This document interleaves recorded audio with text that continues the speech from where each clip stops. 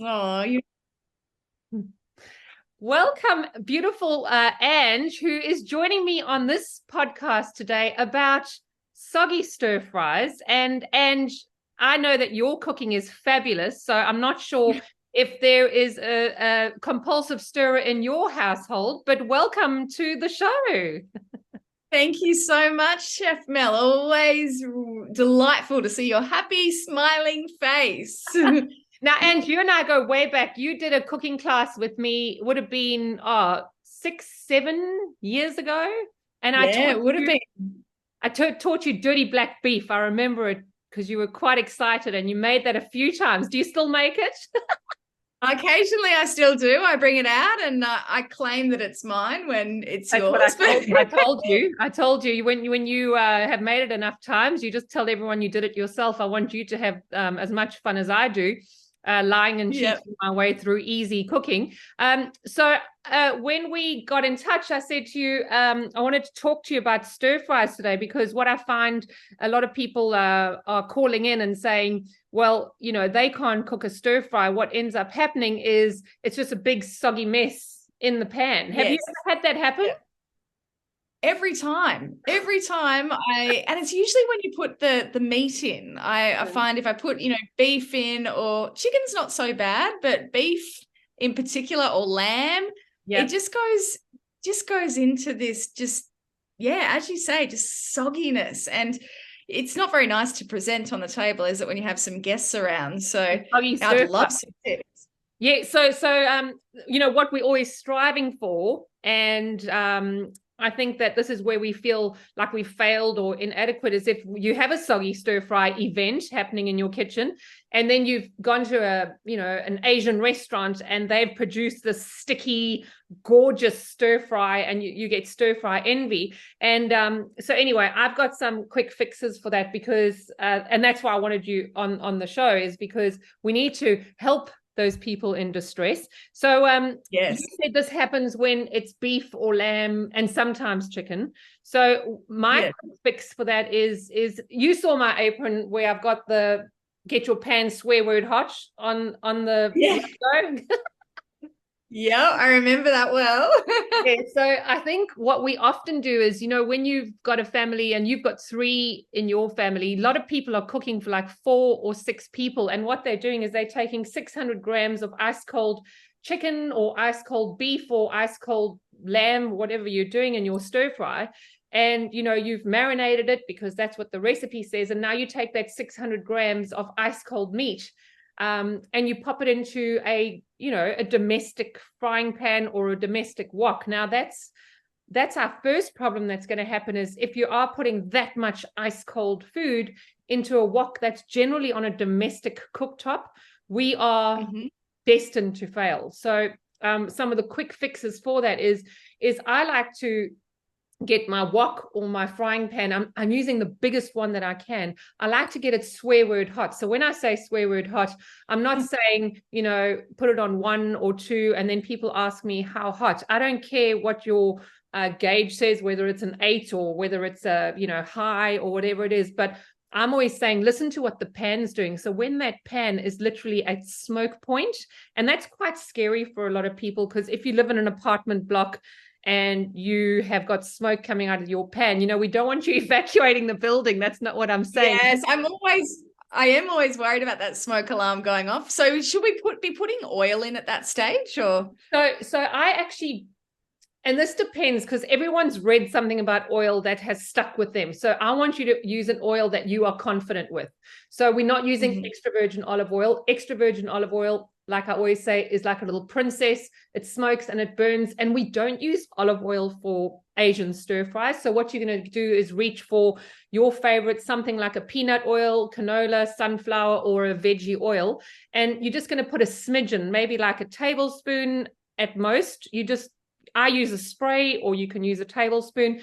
That can go nice and hot. And then you can take your 600 grams of ice cold meat and then throw it in the pan. But now this is where I want to rename stir fries, because when it hits the pan, I don't actually want you to stir until the first layer that's hit the pan. And this is going to freak everyone out, because I think we're trained in the kitchen to stir everything to death, and that's fine for soups and for risottos. But when we're doing a stir fry, when that food hits the pan, I want you to actually back away from the pan. And that's why on that apron it says, get your pan swear word hot, back away from the pan. Gray food is not sexy. Because if you do stir at that point where it's lovely and sizzling, you could actually smother the heat. And that's when we get all the gray liquid coming out of the meat. And I always say, cooking is like a relationship. You know, if the pan's talking to you, it means it's a good relationship and they're happy and they're sizzling and it's great. But if you stir, which I refer to as nagging, they go quiet and then they start crying. And that's when you know that it's your fault. Okay. So we need to learn to manage this relationship. So when it hits the pan, let the first layer brown off. And then I actually do just like a half turn. Okay. Yeah. And you're going to work less and get a better result, because when it goes brown, and this is, I know I get way too excited, but when the meat goes brown, and of course, if you're veggie or vegan, you know, you're going to do this to your vegetables. It needs to go brown in order for it to have a sexy flavor, because the minute it doesn't go brown, you've lost the flavor. And if you're throwing gray liquid down the drain because you have stirred too much, that's throwing the hope of the dish down the drain as well. And I know that's really dramatic, but less stirring, get it brown, and you actually don't have to work so hard. And when all that lovely meat is brown and cooked through, and you're going to cut it into small strips, you know, you're not going to be stir frying a big massive rump steak or anything. So, you know, little strips are quick and easy.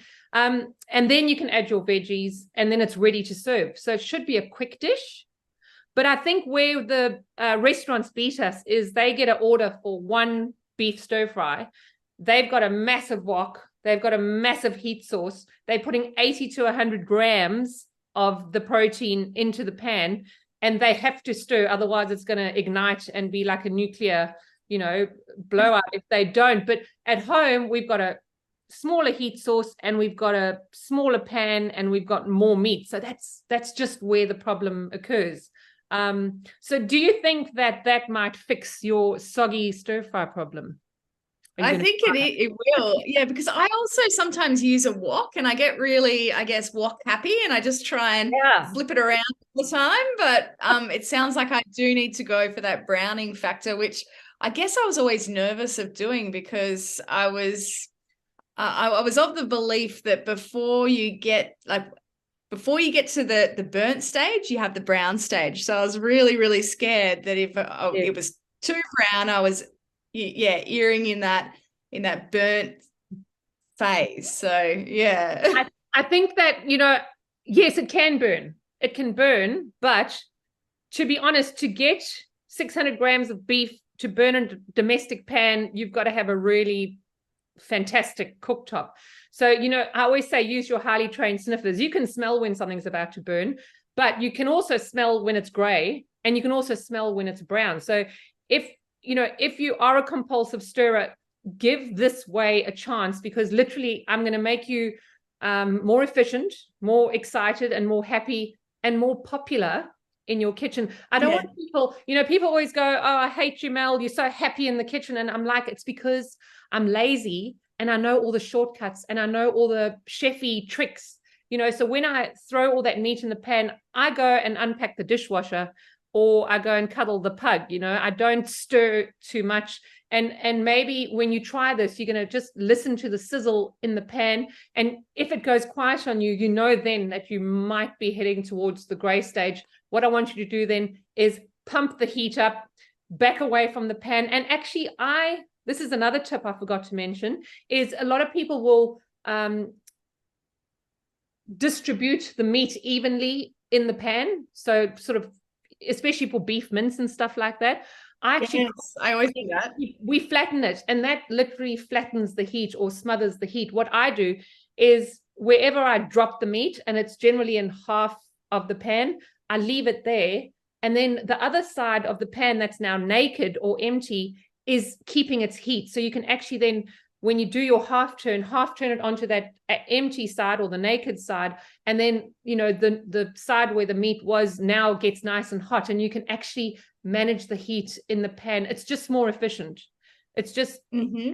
it's just going to save all that stress of, getting soggy meat. And then, you can use that idea for, like I said, your beef mince, or if you're doing, for like a stew, you've got to brown off your meat. And generally, when it says brown your meat in batches, I've already gotten bored and lost my personality, because I could think of nothing worse than standing there for half an hour browning meat in batches. That's how I came up with this whole thing. I'm lazy or clever, one of the two. And, if I'm so buko or whatever, I'll literally throw all the meat in the pan on the one side, and then I'll just wait for that heat, to hit it, brown it, and then I'll just do a half turn. So I think you're going to have me as a professional in no time. What about jars? You know how you often find all these stir-fried jars in supermarkets? Yes. That's where I tend to find when I add that too, it goes a little bit gluggy.